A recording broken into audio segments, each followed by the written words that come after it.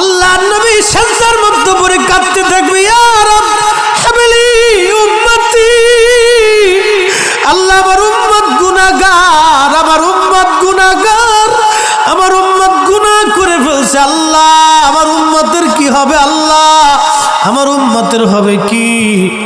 আল্লাহ পাক ডাক দিয়ে বলবেন, হাবিব আপনি আর সেজদায় পড়ে থাকবেন না, মাথা উঠান।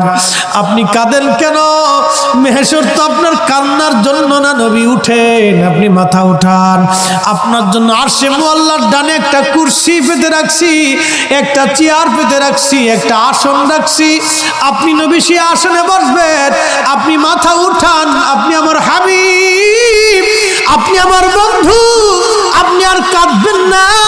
হুজুর আপনি মাথা উঠান। আল্লাহর নবী তখন বলবে, ইয়া রব হাবলি উম্মতি, আল্লাহ আমার উম্মত গুনাহ করছে। আল্লাহ ডাক দিবে, হাবিব আপনি মাথা উঠান, আপনি সর্বপ্রথম হামদের পতাকা উড়াবেন, আপনি সুপারিশের পতাকা উড়াবেন, আপনি যাকে খুশি তাকে নিয়ে জান্নাতে চলে যান। একবার জোরে বলা যাবে কি সুবহান।